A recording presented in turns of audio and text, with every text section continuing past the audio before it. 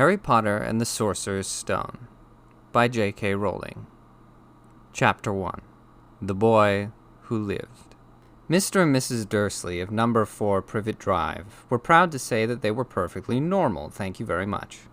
They were the last people you'd expect to be involved in anything strange or mysterious, because they just didn't hold with such nonsense.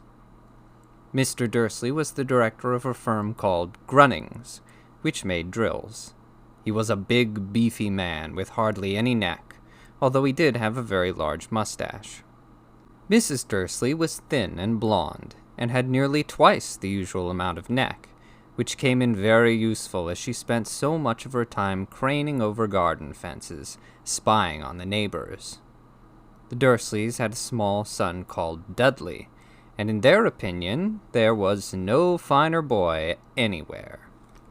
The Dursleys had everything they wanted, but they also had a secret, and their greatest fear was that somebody would discover it. They didn't think they could bear it if anyone found out about the Potters. Mrs. Potter was Mrs. Dursley's sister, but they hadn't met for several years. In fact, Mrs. Dursley pretended she didn't have a sister, because her sister and her good-for-nothing husband were as un-Dursleyish as it was possible to be. The Dursleys shuddered to think what the neighbors would say if the Potters arrived in the street. The Dursleys knew that the Potters had a small son, too, but they had never seen him. This boy was another good reason for keeping the Potters away. They didn't want Dudley mixing with a child like that. When Mr. and Mrs. Dursley woke up on the dull, gray Tuesday our story starts, there was nothing about the cloudy sky outside to suggest that strange and mysterious things would soon be happening all over the country. Mr. Dursley hummed as he picked out his most boring tie for work, and Mrs. Dursley gossiped away happily as she wrestled a screaming Dudley into his high chair. None of them noticed a large, tawny owl flutter past the window. At 8:30, Mr. Dursley picked up his briefcase, pecked Mrs. Dursley on the cheek, and tried to kiss Dudley goodbye, but missed, because Dudley was now having a tantrum and throwing his cereal at the walls. "Little tyke," chortled Mr. Dursley as he left the house. He got into his car and backed out of No. 4's drive.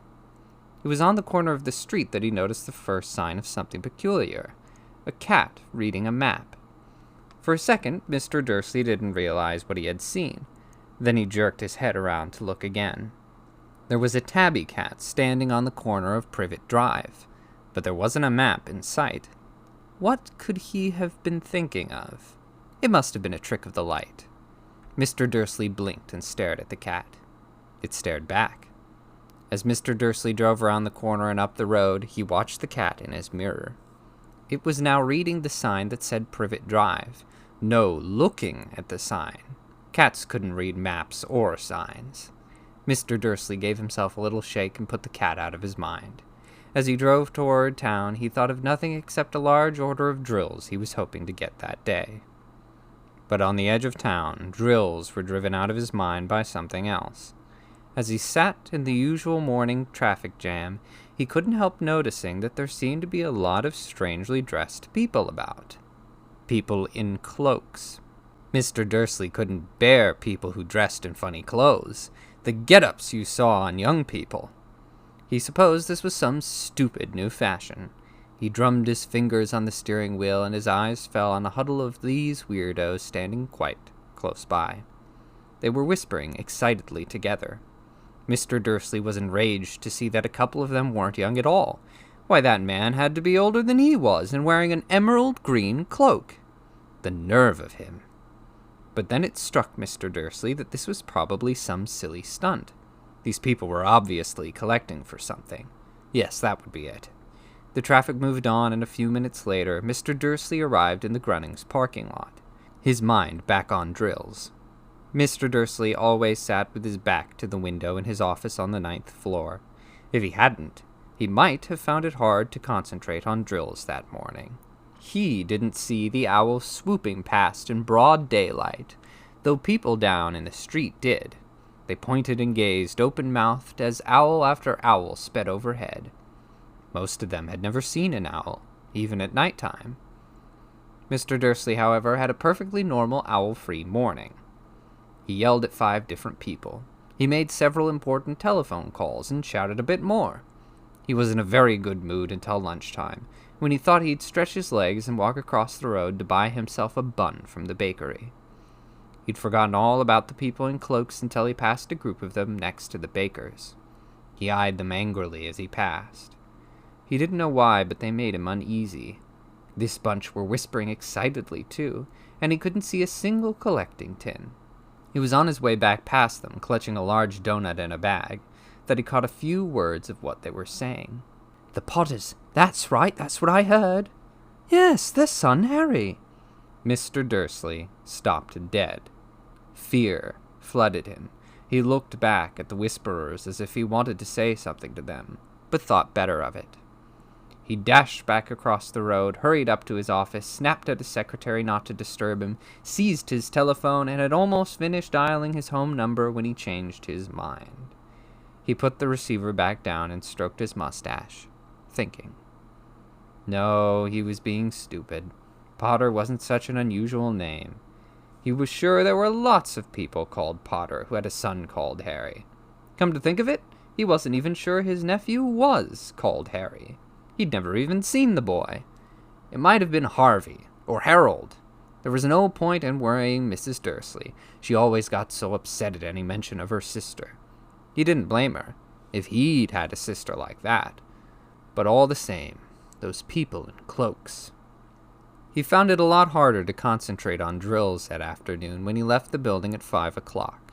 He was still so worried that he walked straight into someone just outside the door. "Sorry," he grunted as the tiny old man stumbled and almost fell. It was a few seconds before Mr. Dursley realized that the man was wearing a violet cloak. He didn't seem at all upset at being almost knocked to the ground. On the contrary, his face split into a wide smile, and he said in a squeaky voice that made passersby stare, "Don't be so sorry, my dear sir, for nothing could upset me today. Rejoice, for you know who is gone at last. Even muggles like yourselves should be celebrating this happy, happy day." And the old man hugged Mr. Dursley around the middle and walked off. Mr. Dursley stood, rooted to the spot. He had been hugged by a complete stranger. He also thought he had been called a muggle, whatever that was. He was rattled. He hurried to his car and set off for home, hoping he was imagining things, which he had never hoped before, because he didn't approve of imagination. As he pulled into the driveway of number 4, the first thing he saw, and it didn't improve his mood, was the tabby cat he'd spotted that morning. It was now sitting on his garden wall. He was sure it was the same one. It had the same markings around its eyes. "Shoo!" said Mr. Dursley loudly. The cat didn't move. It just gave him a stern look. Was this normal cat behavior? Mr. Dursley wondered. Trying to pull himself together, he let himself into the house. He was still determined not to mention anything to his wife. Mrs. Dursley had had a nice, normal day. She told him over dinner all about Mrs. Next Door's problems with her daughter and how Dudley had learned a new word. "Won't." Mr. Dursley tried to act normally. When Dudley had been put to bed, he went into the living room in time to catch the last report on the evening news.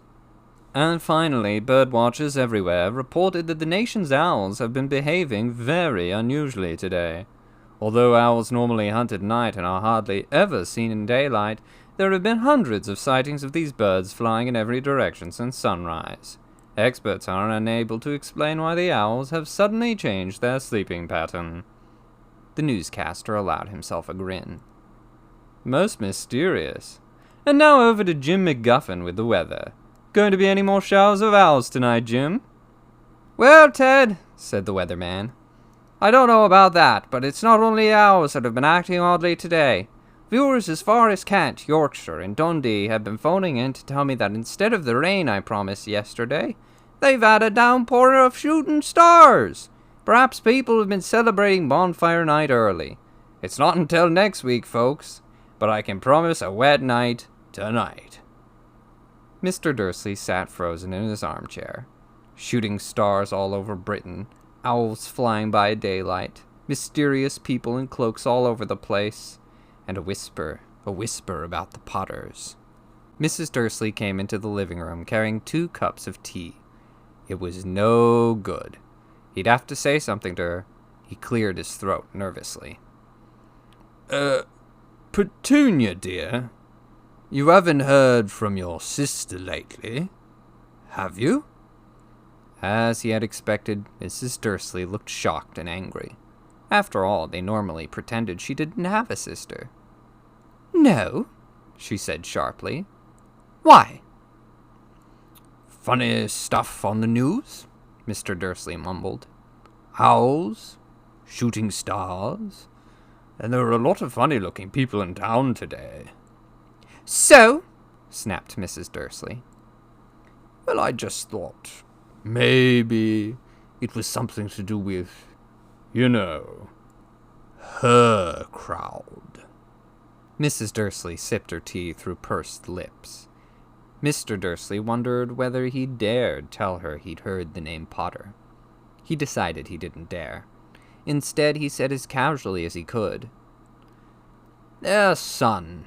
He'd be about Dudley's age now, wouldn't he? I suppose so, said Mrs. Dursley stiffly. What's his name again? Howard, isn't it? Harry. Nasty common name, if you ask me. Oh, yes, said Mr. Dursley, his heart sinking horribly. Yes, I quite agree. He didn't say another word on the subject as they went upstairs to bed. While Mrs. Dursley was in the bathroom, Mr. Dursley crept to the bedroom window and peered down into the front garden. The cat was still there. It was staring down Privet Drive as though it were waiting for something. Was he imagining things? Could all this have anything to do with the Potters? If it did, if it got out that they were related to a pair of... Well, he didn't think he could bear it. The Dursleys got into bed. Mrs. Dursley fell asleep quickly, but Mr. Dursley lay awake, turning it all over in his mind. His last comforting thought before he fell asleep was that even if the Potters were involved, there was no reason for them to come near him and Mrs. Dursley. The Potters knew very well what he and Petunia thought about them and their kind. He couldn't see how he and Petunia could get mixed up in anything that might be going on. He yawned and turned over. It couldn't affect them. How very wrong he was.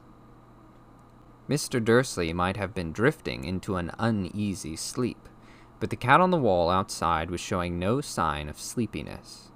It was sitting as still as a statue, its eyes fixed unblinkingly on the far corner of Privet Drive. It didn't so much as quiver when a car door slammed on the next street, nor when 2 owls swooped overhead. In fact, it was nearly midnight before the cat moved at all. A man appeared on the corner the cat had been watching, appeared so suddenly and silently you'd have thought he'd just popped out of the ground. The cat's tail twitched, and its eyes narrowed. Nothing like this man had ever been seen on Privet Drive. He was tall, thin, and very old, judging by the silver of his hair and beard, which were both long enough to tuck into his belt. He was wearing long robes, a purple cloak that swept the ground, and high-heeled, buckled boots. His blue eyes were light, bright, and sparkled behind half-moon spectacles, and his nose was very long and crooked, as though it had been broken at least twice. This man's name was Albus Dumbledore. Albus Dumbledore didn't seem to realize that he had just arrived in a street where everything, from his name to his boots, was unwelcome. He was busy rummaging in his cloak, looking for something, but he didn't seem to realize he was being watched, because he looked up suddenly at the cat, which was still staring at him from the other end of the street. For some reason, the sight of the cat seemed to amuse him. He chuckled and muttered, "I should have known." He found what he was looking for in his inside pocket. It seemed to be a silver cigarette lighter. He flicked it open, held it up into the air, and clicked it. The nearest street lamp went out with a little pop. He clicked it again. The next lamp flickered into darkness. 12 times he clicked the put outer, until the only lights left on the whole street were 2 tiny pinpricks in the distance, which were the eyes of the cat watching him. If anyone looked out of their window now, even beady-eyed Mrs. Dursley, they wouldn't be able to see anything that was happening down on the pavement. Dumbledore slipped the put outer back inside his cloak and set off down the street toward number 4, where he sat down on the wall next to the cat. He didn't look at it, but after a moment he spoke to it. "Fancy seeing you here, Professor McGonagall." He turned to smile at the tabby, but it had gone. Instead, he was smiling at a rather severe-looking woman who was wearing square glasses, exactly the shape of the markings the cat had around its eyes. She, too, was wearing a cloak, an emerald one. Her black hair was drawn into a tight bun. She looked distinctly ruffled. "How did you know it was me?" she asked. "My dear Professor, I've never seen a cat sit so stiffly." "You'd be stiff if you'd been sitting on a brick wall all day," said Professor McGonagall. "All day? When you could have been celebrating. I must have passed a dozen feasts and parties on my way here." Professor McGonagall sniffed angrily. "Oh yes, everyone's celebrating all right," she said impatiently. "You'd think they'd be a bit more careful, but no. Even the Muggles have noticed something's going on. It was on their news." She jerked her head back at the Dursleys' dark living room window. "I heard it. Flocks of owls. Shooting stars. Well, they're not completely stupid. They were bound to notice something. Shooting stars down in Kent. I'll bet that was Daedalus Diggle. He never had much sense." "You can't blame them," said Dumbledore gently. "We've had precious little to celebrate for 11 years. "I know that," said Professor McGonagall irritably. "But that's no reason to lose our heads. People are being downright careless, and out on the streets in broad daylight, not even dressed in Muggle clothes, swapping rumors." She threw a sharp sideways glance at Dumbledore here, as though hoping he was going to tell her something, but he didn't, so she went on. "A fine thing it would be if, on the very day you-know-who seems to have disappeared at last, the Muggles found out about us all." "I suppose he really has gone, Dumbledore?"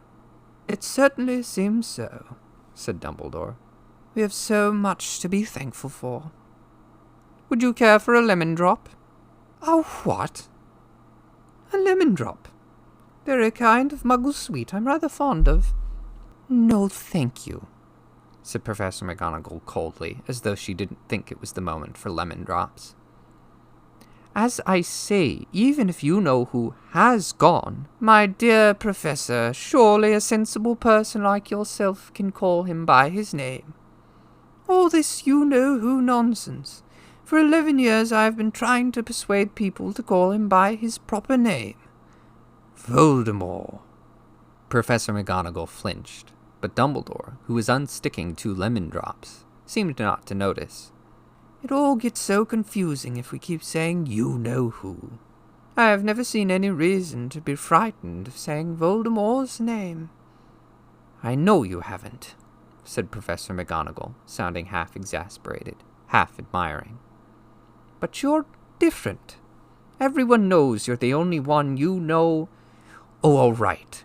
Voldemort was frightened of." "You flatter me," said Dumbledore calmly. "Voldemort had powers I will never have."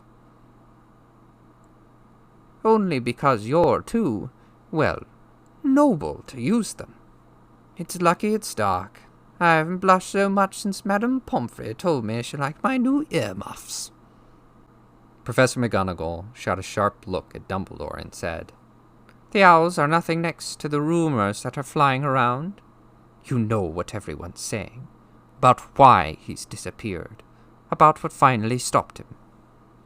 It seemed that Professor McGonagall had reached the point she was most anxious to discuss, the real reason she had been waiting on a cold, hard wall all day, for neither as a cat nor as a woman had she fixed Dumbledore with such a piercing stare as she did now. It was plain that whatever everyone was saying, She was not going to believe it until Dumbledore told her it was true.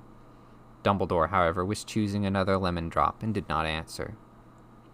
"What they're saying," she pressed on, "is that last night Voldemort turned up in Godric's Hollow. He went to find the Potters. The rumor is that Lily and James Potter are... that they're dead." Dumbledore bowed his head. Professor McGonagall gasped. "Lily and James. I can't believe it. I don't want to believe it." "Oh, Albus." Dumbledore reached out and patted her on the shoulder. I know, he said heavily. Professor McGonagall's voice trembled as she went on. "That's not all. They're saying he tried to kill the Potter's son, Harry. But he couldn't. He couldn't kill that little boy. No one knows why or how, but they're saying that when he couldn't kill Harry Potter, Voldemort's power somehow broke, and that's why he's gone." Dumbledore nodded glumly. It's true," faltered Professor McGonagall. "After all he's done, all the people he's killed, he couldn't kill a little boy. It's just astounding, of all the things to stop him. But how in the name of heaven did Harry survive?" "We can only guess," said Dumbledore. "We may never know." Professor McGonagall pulled out a lace handkerchief and dabbed at her eyes beneath her spectacles. Dumbledore gave a great sniff as he took a golden watch from his pocket and examined it. It was a very odd watch. It had 12 hands but no numbers. Instead, little planets were moving around the edge. It must have made sense to Dumbledore, though, because he put it back in his pocket and said, "Hagrid's late. I suppose it was he who told you I'd be here, by the way." "Yes," said Professor McGonagall. "And I don't suppose you're going to tell me why you're here, of all places." "I've come to bring Harry to his aunt and uncle. They're the only family he has left now." "You don't mean! You can't mean to the people who live here!" cried Professor McGonagall, jumping to her feet and pointing at number 4. "Dumbledore, you can't! I've been watching them all day. You couldn't find 2 people who are less like us. And they've got this son. I saw him kicking his mother all the way up the street, screaming for sweets. Harry Potter come and live here." "It's the best place for him," said Dumbledore firmly. "His aunt and uncle will be able to explain everything to him when he's older. I've written them a letter." "A letter," repeated Professor McGonagall faintly, sitting back down on the wall. "Really, Dumbledore, you think you can explain all this in a letter? These people will never understand him. He'll be famous. A legend. I wouldn't be surprised if today was known as Harry Potter Day in the future. There will be books written about Harry. Every child in our world will know his name." "Exactly," said Dumbledore, looking very seriously over the top of his half-moon glasses. "It would be enough to turn any boy's head. Famous before he can walk and talk. Famous for something he won't even remember. Can't you see how much better off he'll be, growing up away from all that until he's ready to take it?"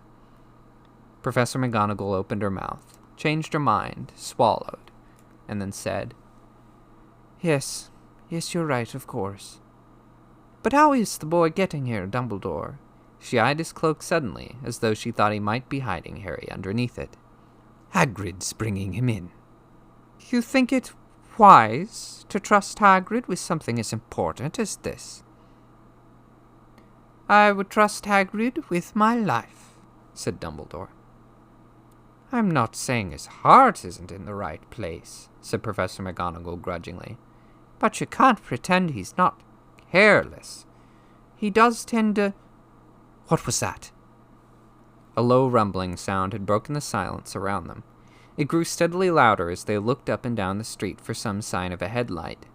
It swelled to a roar as they both looked up at the sky, and a huge motorcycle fell out of the air and landed on the road in front of them. If the motorcycle was huge, it was nothing to the man sitting astride it. He was almost twice as tall as a normal man and at least 5 times as wide. He looked simply too big to be allowed, and so wild. Long tangles of bushy black hair and beard hid most of his face. He had hands the size of trash can lids, and his feet in their leather boots were like baby dolphins. In his vast, muscular arms he was holding a bundle of blankets. "Hagrid," said Dumbledore, sounding relieved. "At last. And where did you get that motorcycle?" "Borrowed it, Professor Dumbledore, sir," said the giant, climbing carefully off the motorcycle as he spoke. "Young Sirius Black lent it to me. I've got him, sir." "No problems, were there?" "No, sir. House was almost destroyed, but I got him out all right before the muggles started swarming around. He fell asleep as we was flying over Bristol." Dumbledore and Professor McGonagall bent forward over the bundle of blankets. Inside, just visible, was a baby boy fast asleep. Under a tuft of jet black hair over his forehead they could see a curiously shaped cut, like a bolt of lightning. "Is that where—" whispered Professor McGonagall. "Yes," said Dumbledore. "He'll have that scar forever. Couldn't you do something about it, Dumbledore?" "Even if I could, I wouldn't. Scars can come in handy. I have one myself above my left knee that is a perfect map of the London Underground. Well, give him here, Hagrid. We'd better get this over with." Dumbledore took Harry in his arms and turned toward the Dursleys' house. Could I say goodbye to him, sir?" asked Hagrid. He bent his great shaggy head over Harry and gave him what must have been a very scratchy, whiskery kiss. Then suddenly Hagrid let out a howl like a wounded dog. "Shh!" hissed Professor McGonagall. "You'll wake the muggles." Sorry," sobbed Hagrid, taking out a large spotted handkerchief and burying his face in it. "but I can't stand it. Lily and James dead. And poor little Harry off to live with the muggles." Yes, it's all very sad, but get a grip on yourself, Hagrid, or we'll be found," Professor McGonagall whispered, patting Hagrid gingerly on the arm, as Dumbledore stepped over the low garden wall and walked to the front door. He laid Harry gently on the doorstep, took a letter out of his cloak, tucked it inside Harry's blankets, and then came back to the other two. For a full minute the 3 of them stood and looked at the little bundle. Hagrid's shoulders shook, Professor McGonagall blinked furiously, and the twinkling light that usually shone from Dumbledore's eyes seemed to have gone out. "Well," said Dumbledore finally, "that's that. We've no business staying here. We may as well go and join the celebrations." "Yeah," said Hagrid in a very muffled voice. "I'll be taking Sirius's bike back. Good night, Professor McGonagall. Professor Dumbledore, sir." Wiping his streaming eyes on his jacket sleeve, Hagrid swung himself onto the motorcycle and kicked the engine into life. With a roar it rose into the air and off into the night. "I shall see you soon, I expect, Professor McGonagall," said Dumbledore, nodding to her. Professor McGonagall blew her nose in reply. Dumbledore turned and walked back down the street. On the corner he stopped and took out the silver put-outer. He clicked it once, and 12 balls of light sped back to their street lamps so that Privet Drive glowed suddenly orange, and he could make out a tabby cat slinking around the corner at the other end of the street. He could just see the bundle of blankets on the step of number 4. "Good luck, Harry," he murmured.